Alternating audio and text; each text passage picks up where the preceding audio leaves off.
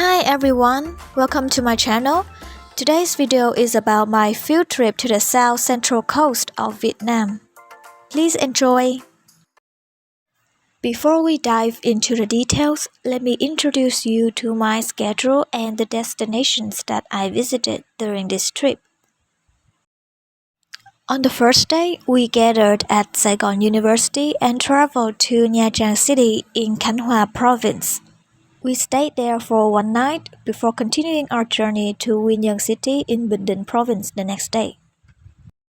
We arrived in Da Nang on the third day and had 2 days to explore this vibrant city. While in Da Nang, we also took a trip to the charming Hoi An ancient town. On the fifth day, we spent the entire day on a bus and arrived in Tuy Hòa City at night to rest. Then from Tuy Hòa City, we went back to Nha Trang one more time to explore some famous attractions in this city before going to Đà Lạt. After spending 2 days in Đà Lạt, we finally returned to Ho Chi Minh City and concluding our trip.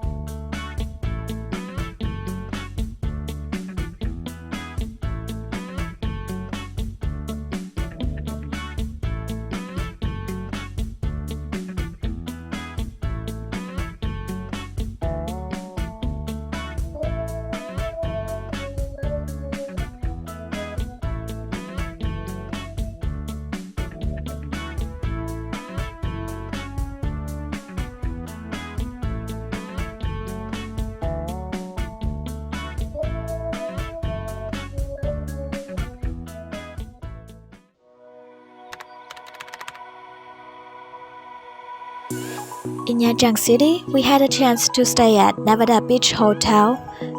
The hotel is located opposite Hang Chong Beach, just a few steps from the coast and about 100 meters from the famous Hang Chong.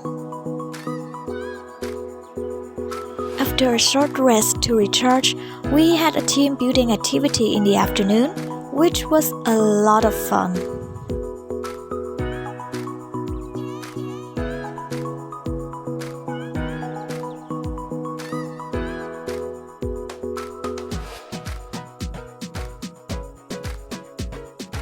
Was very pleased with my room and the food at the Nevada Hotel. I think this hotel deserved a 9 out of 10.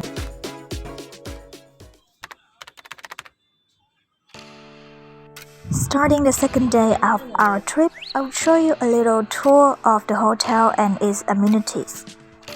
One of the great perks of staying at Nevada Hotel is the access to outdoor pool and gym room.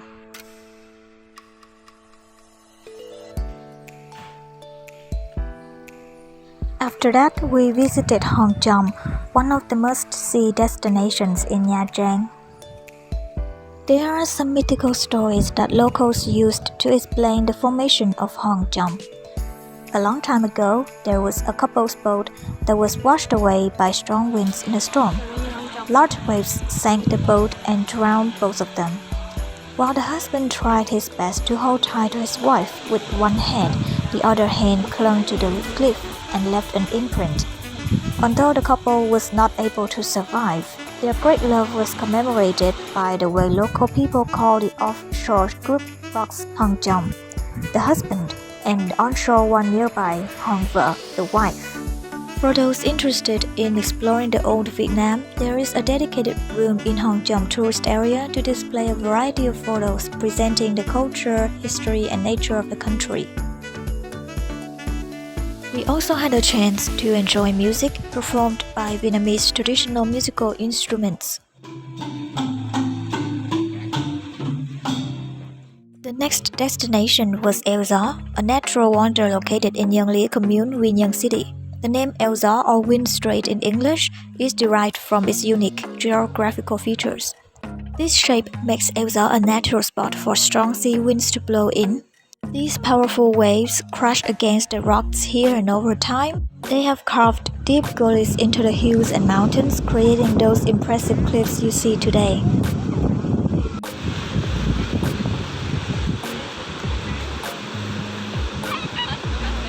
There are beautiful stairways around the cliff so that visitors can walk along while enjoying the cool wind and beautiful scenery. Later, we decided to explore Winyang City at night. We headed to the Winyang Night Market to experience the city's nightlife. And if you want to try out some specialties of this province, I highly recommend Taichung-style fresh spring rolls or bánh cuốn Taichung. Our first stop in Da Nang was the Woodkeep showroom, which showcases products from the Nong Nu stone carving village. In addition to the stone carving workshops and galleries, Nong Nu stone carving village also offers a wide range of stone products for sale, including statues, reliefs, vases, and decorative items.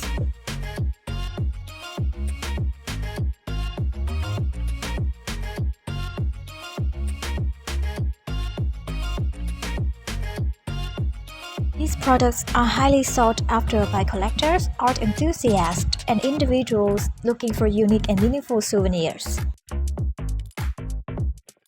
However, the price for some products may not be affordable for many visitors, as these items are made with expensive and rare materials.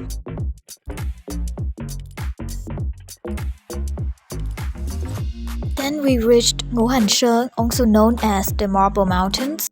The name Ngũ Hành Sơn translates to 5 elements mountains, representing 5 elements of the ancient philosophy: metal, wood, water, fire, and earth. With the height of 106 meters above sea level, Thủy Sơn is the highest and the most beautiful mountain in Marble Mountains, which has become the sanctuary place for many Buddhist anchorites.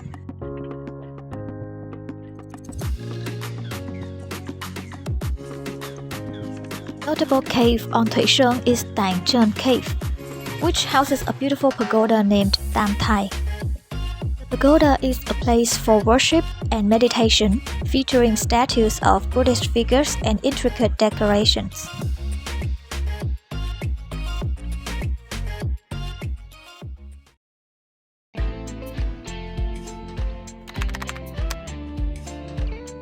On November 24th, we participated in a special tour. The tour organized by the Royal Lotus Hotel aimed to introduce us to the hotel and its amenities.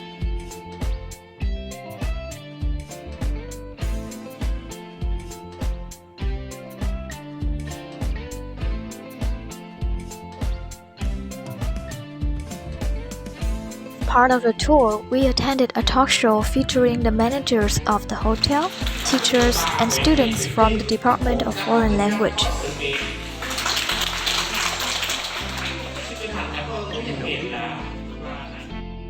In the afternoon, we visited Hội An Ancient Town, a well-preserved Southeast Asian trading port dating back to the 15th to 19th century. Walking through the narrow streets of this town is like taking a step back in time. The town's architecture showcases its diverse cultural influences with beautifully preserved buildings adorned with intricate carvings, vibrant facade, and charming lanterns.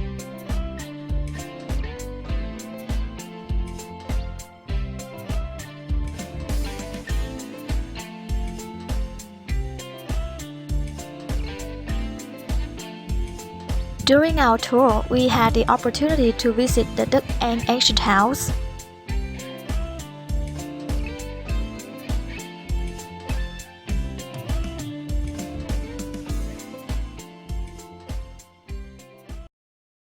And Cantonese Assembly Hall.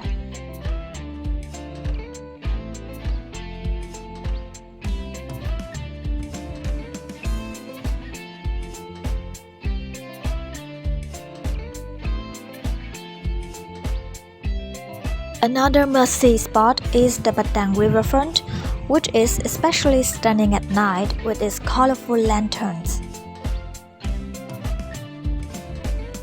One of the highlights of Hoi An is its renowned cuisine, including street food, local delicacies, and unique dishes like gao lẩu, a regional specialty made with thick noodles, roast pork, and fresh herbs. Nha Trang Oceanography Institute is a leading marine research institute in Southeast Asia. It has currently stored and preserved thousands of specimens of thousands of marine species.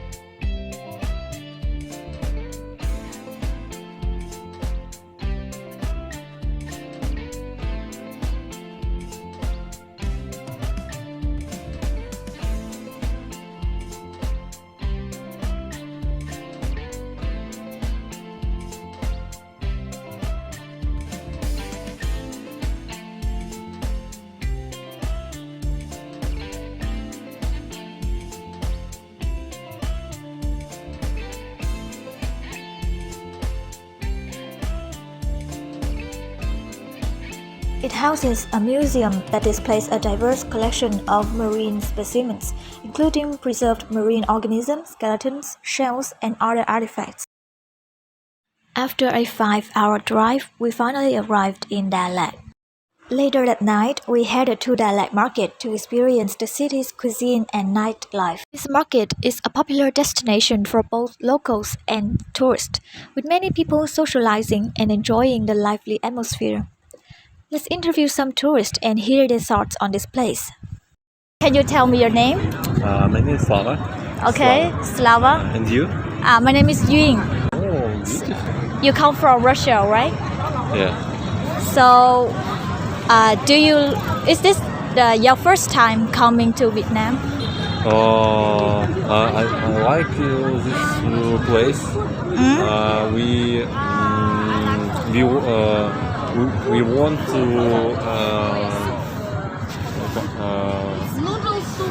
waterfall, big waterfall. Yeah, beautiful. For 40 kilometers. And beautiful place, big. Yeah, that's so. Are they your friends? Yeah, my friends. We country.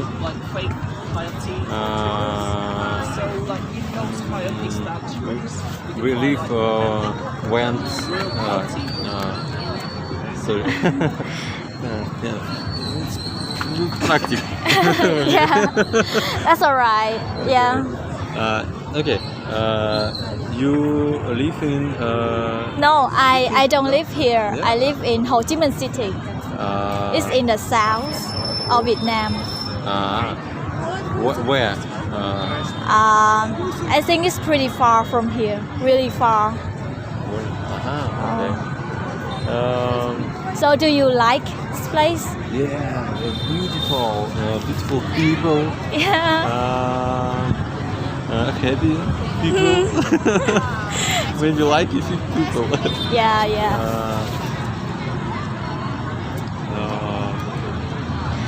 No. Yeah, really thank you. Thank you. For so much. So, is this your first time coming to Vietnam? Yes, it's my first big travel. So where did you travel, like previous days? We arrived in Hanoi. Oh, Hanoi. We went to Cat Ba, Ninh Binh, Oh, yeah. Hue, Hoi An, and Đà Lạt. Wow, you went to a lot of places. Yes, 1 month. So, do you have any favorite food here?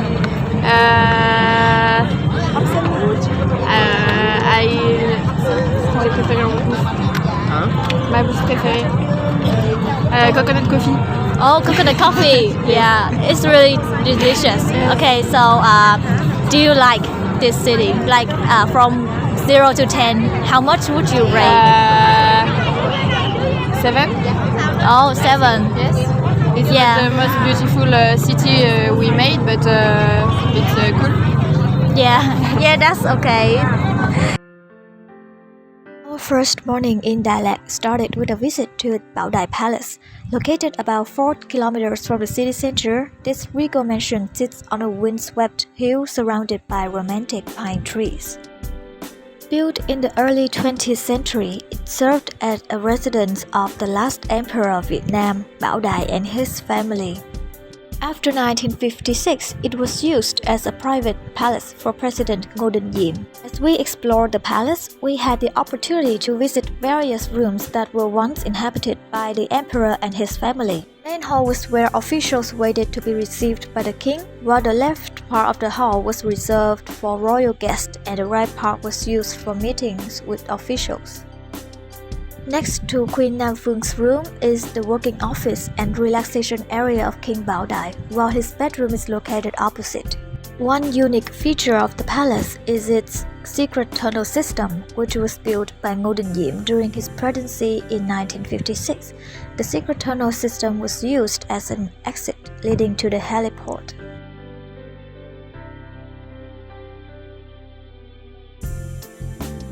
The next destination was Đà Lạt Railway Station.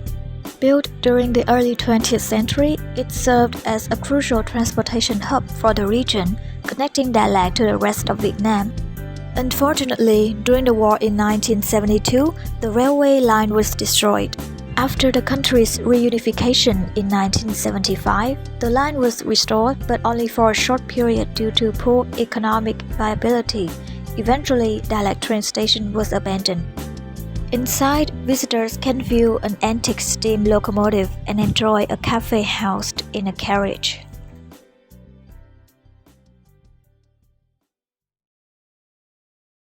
Domaine de Marie Church, also called Bayern Church or Cherry Church, is home to the Roman Catholic nuns of the Missions of Charity. The church showcases a unique blend of French Gothic and Vietnamese architectural elements. The church has raised many orphans and taught them weaving, embroidering, and painting. Not far from the church, there is an area dedicated to selling paintings and clothes made from wool to raise funds for the orphans.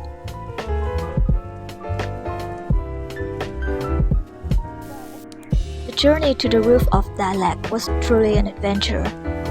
Lang Biang Mountain is about 12 kilometers from the center of Đà Lạt city to the north.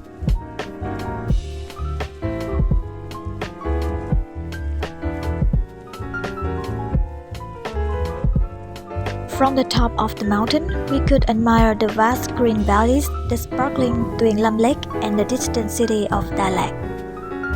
Lang Biang Mountain derives its name from a local legend. According to the tale, Lang and Biang were a couple deeply in love, but they were from different tribes. Their love was forbidden and they were turned into mountains, which came to be known as Lang Biang.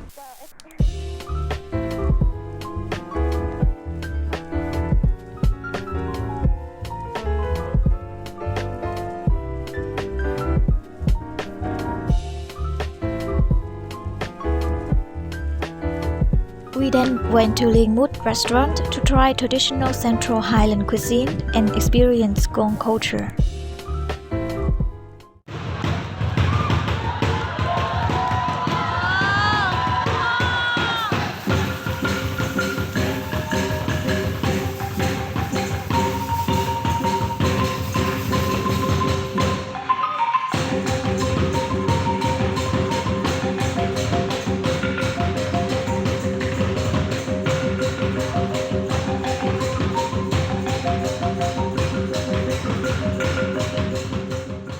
This was undoubtedly the highlight of the day. Gong performances are not just musical events, they are deeply rooted in the cultural, spiritual, and social practices of the communities that embrace this tradition.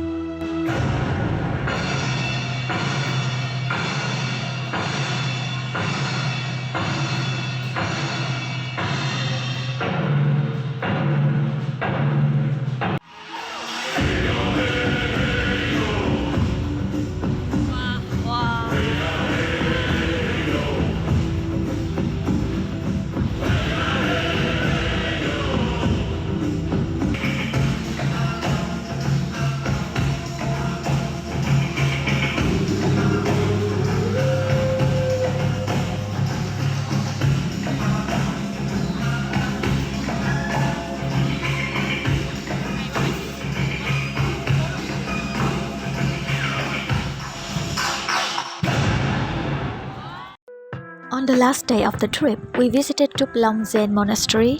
The temple is divided into two main areas, the domestic areas and the public area. The public area includes the Great Hall and the Tam Lake. The domestic area is closed to the public.